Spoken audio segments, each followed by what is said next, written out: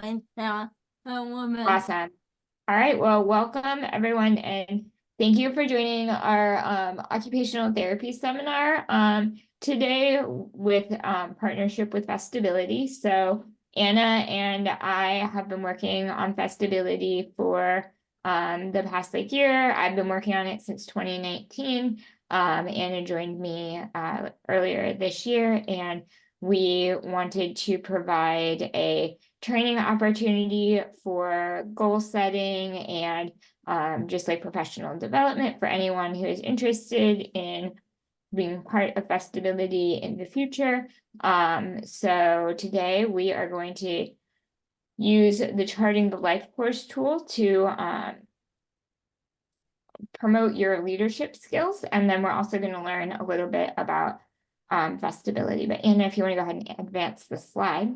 Yep. Hold on. Why doesn't that up there? Oh,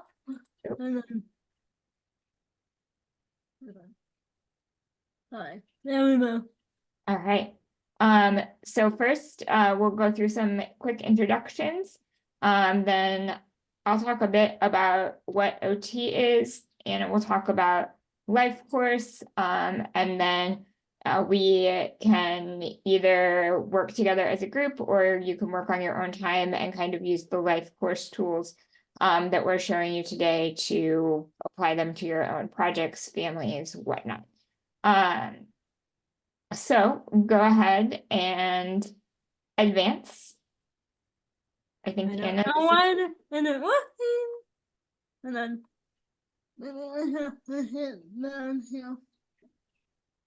So precise.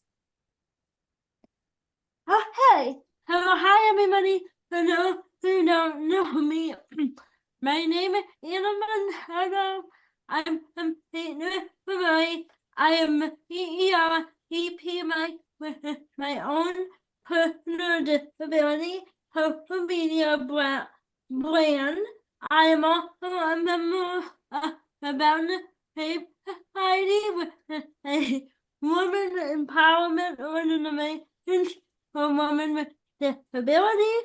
I am a president of St. Louis People and according my Madeline, a founding member of the Supporting All Life for a person-centered planning network and a 2021 project. Hello, with a national opportunity for disability advocates all around the United States.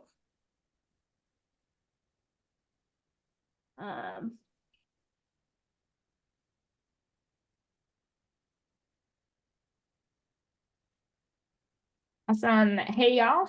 Great to meet you. I'm Sarah Schwagel. I have a bachelor's degree in rehabilitation services from Maryville University. I have my master's in public administration from St. Louis University, and I am a doctor of occupational therapy candidate at WashU School of Medicine. Really excited to be here and promoting Vestibility today. I have a background in education, community organizing, and public policy. I am a power soccer athlete, an artist, and a big proponent of planning accessible social gatherings. I have long-term goals of getting my PhD in rehabilitation and participation sciences, which is very similar to rehabilitation services, and really focuses on belonging and community involvement for people with disabilities and just making sure everyone has equal access. So moving on to the next slide, we want to tell you a little bit about Vestibility, which is St. Louis's Disability Pride celebration. We have been around for about 5 years now, and had an incredible event with Ali Stroker as our headliner this year in 2023. And in 2024, we are focusing on St. Louis community and really trying to get all local performers and local individuals with disabilities to take the lead on planning, hosting, and providing activities at the event. So we're pretty excited. We're going to watch this quick 2-minute video about the 2019 event, and we'll then pause for any questions. I'm hoping the audio will too. Let me know if it doesn't. Disability, a celebration of disability. Derek Baker, Block 21, DSA GSL. Welcome back, Disabilities. Meg Geiger. The mission of Festibility is to celebrate, unite, and also educate people about the disability community here in St. Louis. And we're so happy to be here at the Missouri History Museum again to bring everyone together to celebrate the anniversary of the Americans with Disabilities Act. Jenna Baker. As someone with a family member that has a disability, I am just so thankful that we get to help put on this event and provide a space where everybody can feel celebrated, united, welcome, comfortable, and we're just ready to have a great time. Sarah Schwagel. It's so much fun for the entire St. Louis community to come together and just celebrate everyone and all of their abilities and disabilities. Festibility is something I look forward to every year. A colorful sign. Festibility Kids Zone. I love all of the activities and just being able to spend time with so many other people with disabilities. Senna Dawes, Missouri History Museum. I really like Festibility personally because I know so many of these organizations, and it's great to see them all in one place and hear about all the work that they do for the St. Louis community. A bearded man fills a cup from a tap under a large beer sign. Amy Waymeyer, President and CEO of America. I think the best thing about Festibility is the fact that it celebrates all disabilities. And so it's an opportunity for all people with all disabilities to get together, to be unified in sort of one mission, which is really just to have fun and to have a great experience together. A child taps a tambourine. So I think one of the things that make Festibility different is its focus on unity. You know, a lot of us work at and are really involved in various organizations in the community supporting people with disabilities, but this is one opportunity where all the organizations are working together and all families are coming together with various disabilities, and the whole idea is to celebrate sort of that unity piece, which I really love. Two small children on a stage clap their hands over their heads. A group seated on the stone stairs roll their wrists and sway together.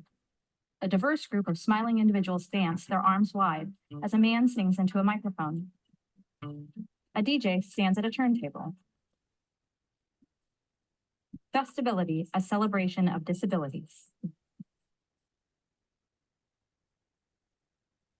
All right, so that's Festibility. If anyone has any questions about it, we are happy to answer. Like I said earlier, I'm transitioning off of the team for 2024 and just going to be more in a advisory supportive role because I am doing my OTD and whatnot. And there will be elections for president coming up in the next few weeks. So if you're interested, let me know and I can get you connected to the folks that will be running those elections and heavily involved in planning next year's event. But Anna, if you want to advance to the next slide. Yep. Maybe. Festibility.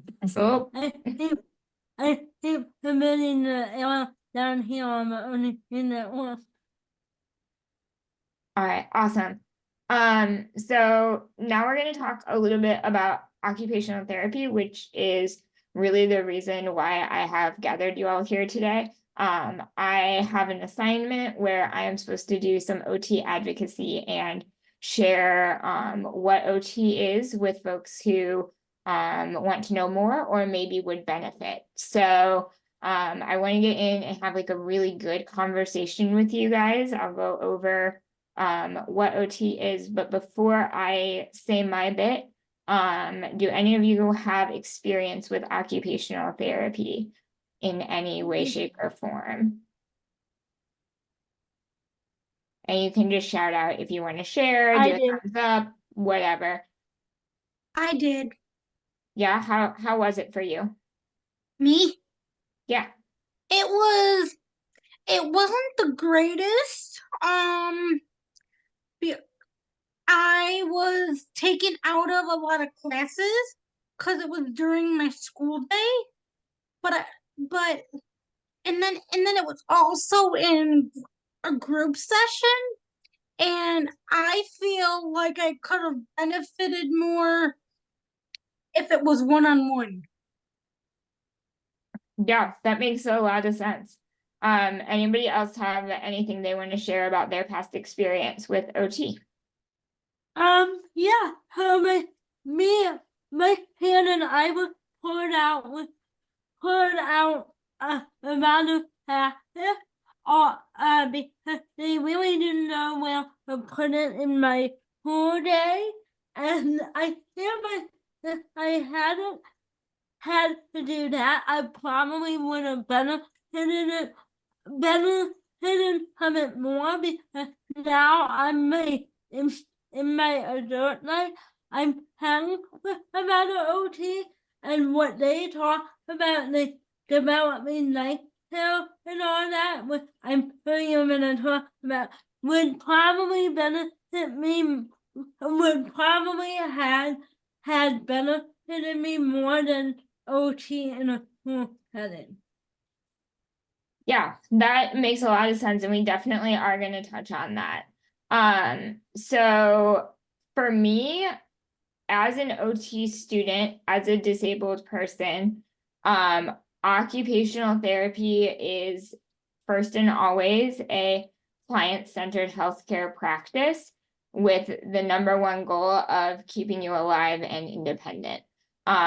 So for me, I, as an OT, am going to ask you the hard questions that are going to empower you to achieve your goals. And then as an occupational therapy practitioner, I hope to build a community with disabled people in leadership where we can all learn from each other and lift each other up by challenging ourselves to always be better. For my personal experience with OT, I didn't do a lot of school-based OT because it was pulling me out of classes, and my family said, no, that's not what Sarah needs right now. Like, she needs to be in with her peers. So I was really fortunate that I got to go to OT after school as an after school activity, and that didn't interfere with my like social development in school. However, for me, my like after school OT was one of my favorite activities of the week, and also was not in a group of peers. So it was one-on-one with a like adult OT, which is awesome. Like, they helped me get to be able to be where I am today, but it's so important to be with your peers of other disabled youth. That I, like, moving forward as an OT practitioner, I'm going to really strongly advocate for that, so that our kids are with their peers just like non-disabled kids. A OT session should always start with, tell me what your day looks like and what things you're having problems with and what you want to fix. OT should not ever be someone coming in and saying, here's what we're going to do, X, Y, and Z. It needs to be very focused on you as the client, or if you have a child, it needs to be focused on what you want for your child.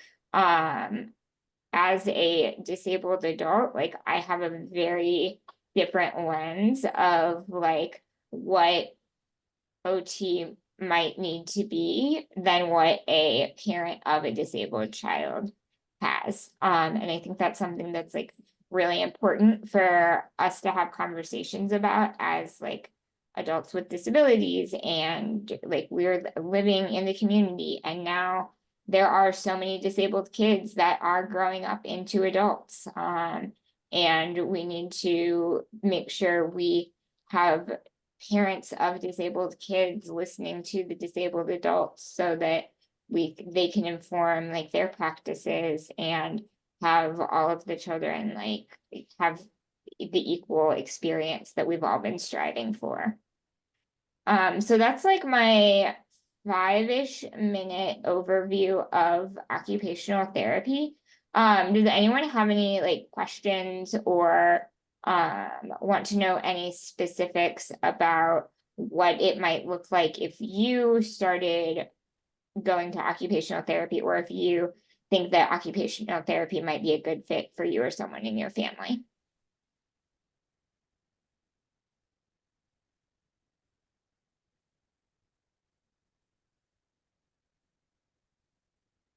All right, I'm not hearing any, so we will go ahead to the charting the life course portion of the presentation with Anna. And I will be on the call for the questions and whatnot, but I'm going to turn my video off and mute myself so that you can take the lead and just holler when you need me. All right. Awesome. Thanks, Anna. Yeah. So I want to start out with a manual definition. Leadership, so you might understand like what can be used for before I go in depth about it. So leadership is the action of meeting a group of people or an organization, making sure you understand what you are promising to do is really important, especially if you're disabled, because I know a lot of us probably rely on other people to help us get to income or career or to income or activity. So it's really important. Make sure you understand what you're promising to do, and something to consider about that is your daily schedule. So what you do during your day, or there are trained people to support you at work.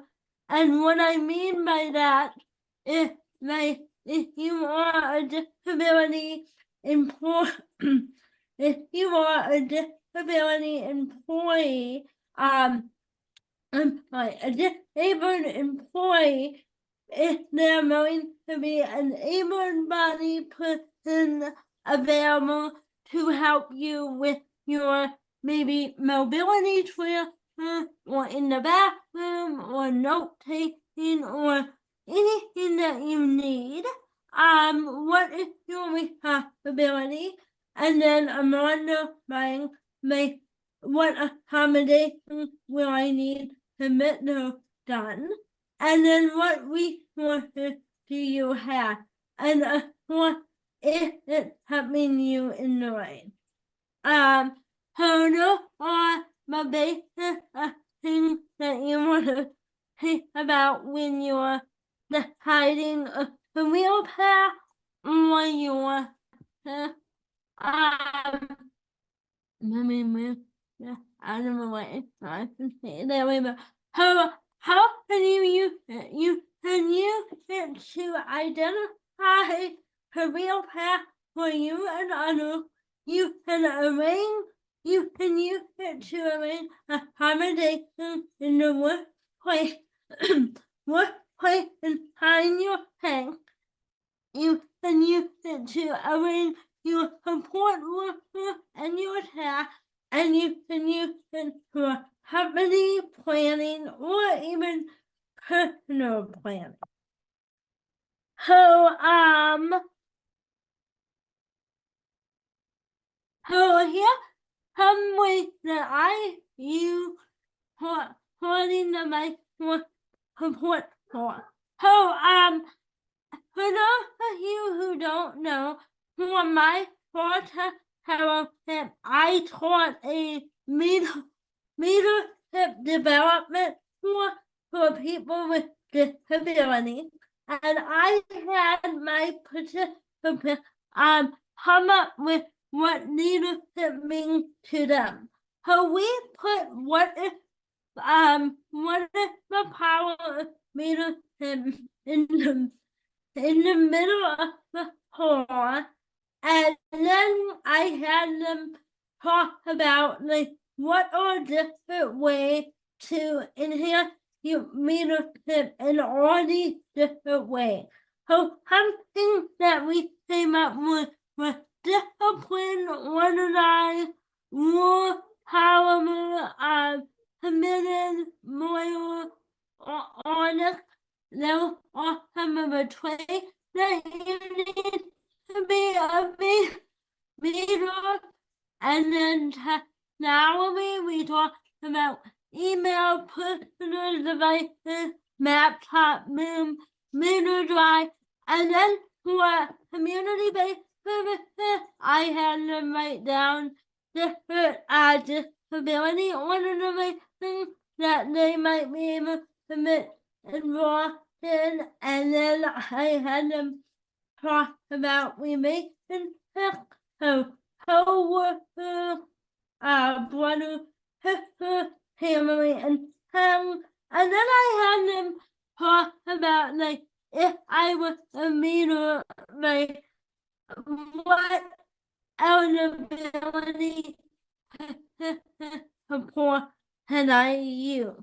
So that's one way I had people use before. Does anyone have any questions about topic related support for you? Did somebody raise their hand or no? No? Okay. Okay, so the next way I like to use the support for is when Sarah and I were brainstorming for ability, I decided to use before to talk about what we had and what we wanted. So here you can see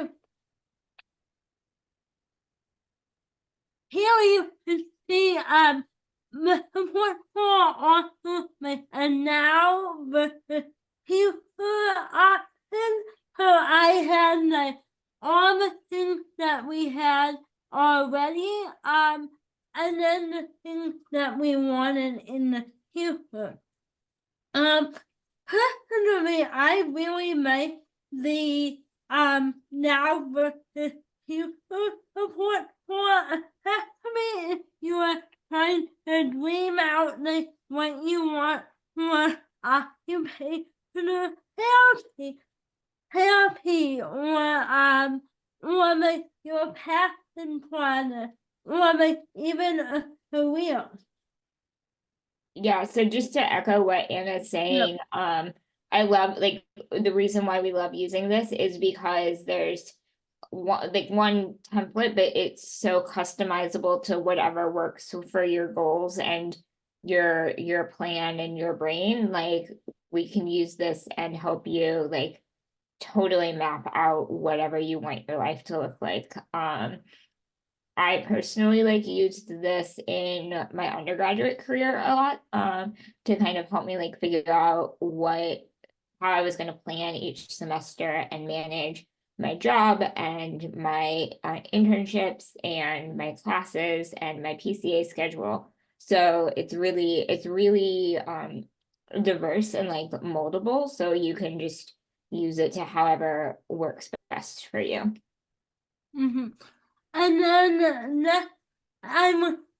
my parents said I was gonna talk about how I use it as a 22-year-old adult who has support needs and a career.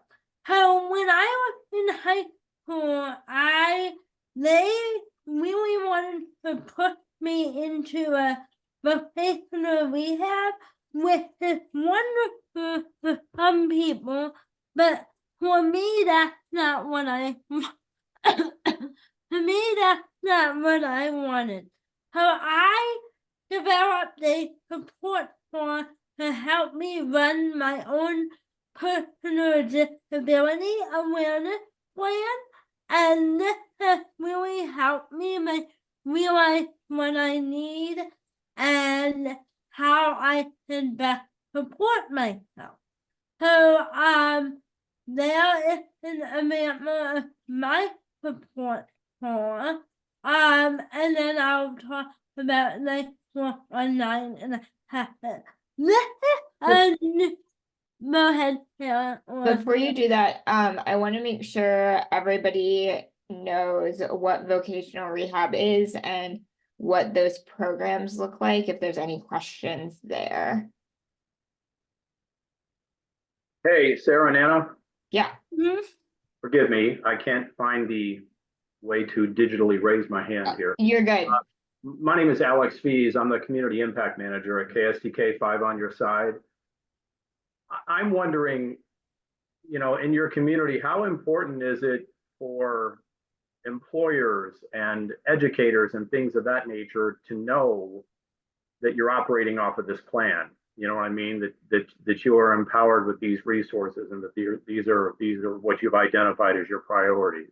Yeah, so I think it's really important. Something that a vocational rehab counselor should do is communicate with potential employers and help like coach disabled employees on how to communicate their goals and whatnot with their employers.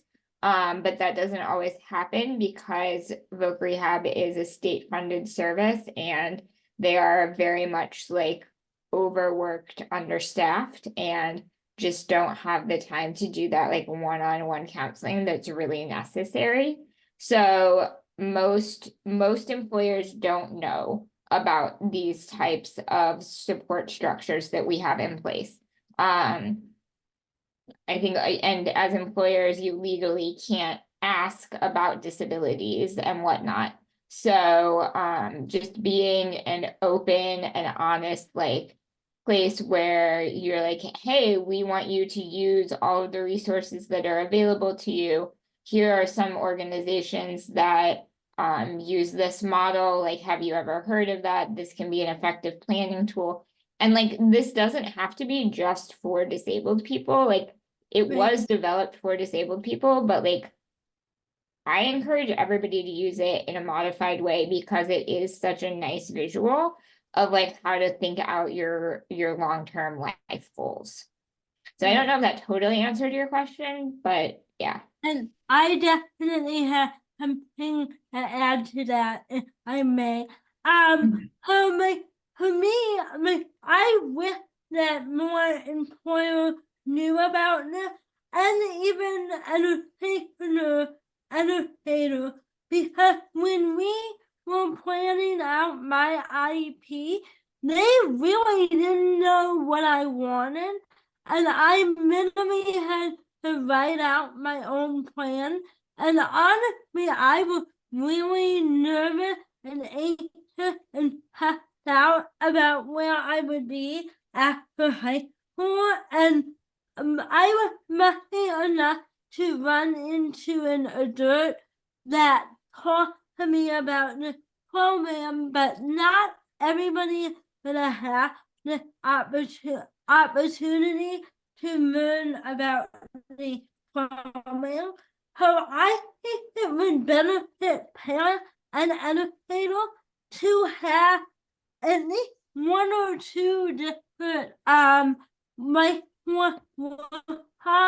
in the project and allow parents to bring the tool into their own IEP rather than being in the position where you're almost interrogated around a table about what you want your next couple of years of education to look like.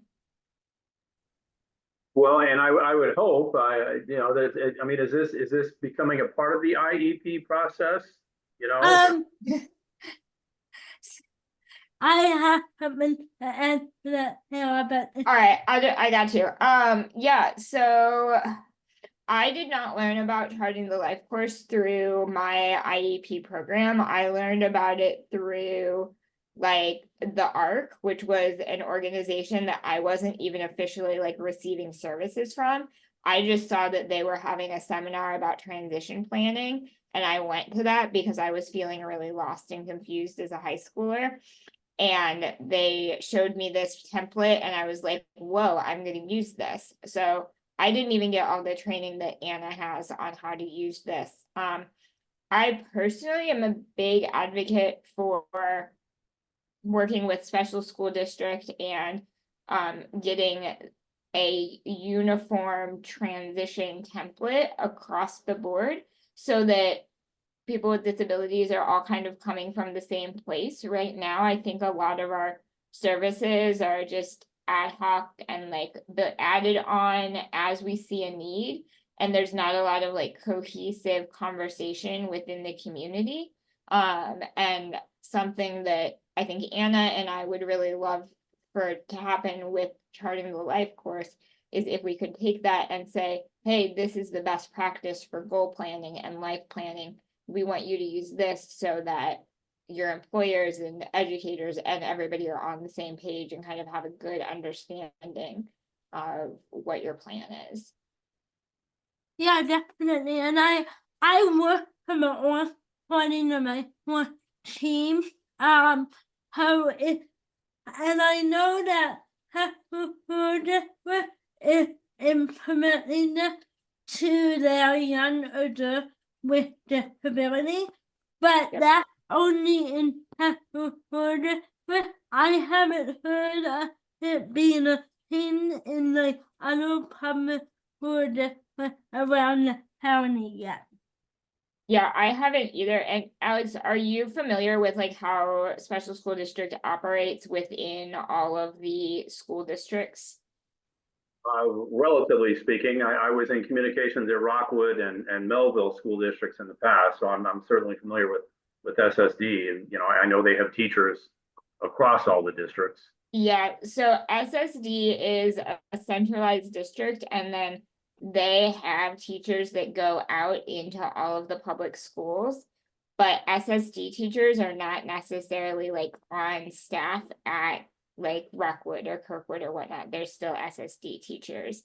So that is a really interesting and like not necessarily sticky, but just like an advocacy point that we need to be aware of when we're like, who are we talking to? Are we talking to teachers in home districts? Are we talking to teachers from SSD? Because those goals don't always align. So like for me, I had a really great high school experience at Kirkwood where my SSD team and my KHS team was super on board with all of my goals, and everybody was like, yeah, she's going to college and that's what she wants. But like for some other folks, like that isn't necessarily how it happens. Sometimes students get pushback from home districts about accessibility needs with physical accessibility or accommodations in the classroom. And that's when SSD comes in and really steps in and takes ownership. So there's not a lot of continuity across districts and across SSD, how SSD serves each students. All right, thank you. Yeah, of course. Yeah. So, nothing kind of align what we were talking about. I would like to see who hand it out to each student with a disability, because you have the support on one side, and then on the other side you have the ability to talk about, who you are a person, and then how can an aid, a para or direct support help you, and then what is important to you. I think this is really awesome for people to hear out so that everybody's on the same page. I know for me and Sarah, we both have a lot of people coming in and out of our life, so having a tool like this is really awesome. You don't have to fill out a million different pieces of paper. In fact, my mama is my almost 90 years old, and he had Alzheimer's. So me and my dad put one of these things in her nursing home facility. That way everybody who comes in know what he needs. And here we also can put your accommodations and everything that you need. Yeah. So this is really a lot more comprehensive than a lot of the other plans that are in place. So for example, I am on Missouri's Consumer Directed Services Program, which allows me to have attendant hours during the daytime. I manage all of my own hours, hire and fire my own attendants, make the rules, manage them clocking in and out. I have 4 people on my team. And for that program, I have to have a monthly supervision meeting with the people that administer the program to make sure I'm following all the rules. I also am on the medically fragile adult waiver through Medicaid to receive 12 hours of private duty nursing a night. So I also, for that program, they each have binders that they have to fill out with all of my information and charting, because I am a nursing patient. So all of the same requirements for nursing in a hospital are pretty much met in my home. And I also have to have somebody come in every month and ask me the same set of questions about my goals and my medicines and everything, for 2 different agencies. And then any other things that I happen to be using, like a Voc Rehab or just random support from Paraquad, any of that, that also has another 30-minute interview with basically all of the same questions. And it's incredibly redundant. And quite honestly, like after doing this for 30 years, I'm exhausted. So like having a tool that you can start using early in life and then will just like continue, and then you can pull that out for all of your meetings and show that to the Medicaid people, like that'll help a lot for so many reasons. And echo that, I am on health directed before, meaning that I hire whoever I want using a home health agency, and I also have a state mandated case manager who has to come in and talk about my mood and what I want in my life every 3 months. And I know that Murray, I see with this individual support plan, is running on this program. So it's really nice for me to already have all these tools already filled out, because I minimally have to hand it to my support coordinator and be like, here, update my IEP. And then putting my for have a online platform which I hope to have a bit of time to talk about too. Anything else to add there before You're good. We've got about 10 minutes left. Oh, I think I'm gonna step over we talked about the rest of me before I show you online. This can be used for my this can be used for my mood planning and career planning. I use this to plan out my career as an advocate, which is really, really cool. You guys can look into it more in depth after I send it out, but I do have anything to add about the me. I think of the trajectory is like my favorite page in the toolkit, just because of the layout and like the way it encourages you just to like write lists of what you like and what you do and don't want. I think I've filled out maybe 50 of these to figure out what I actually want in my life. So it's a really fun way to like, you know, just kind of get some thoughts out and brainstorm. Awesome. And then they have an online platform with basically allows you to do everything that we talked about, but online.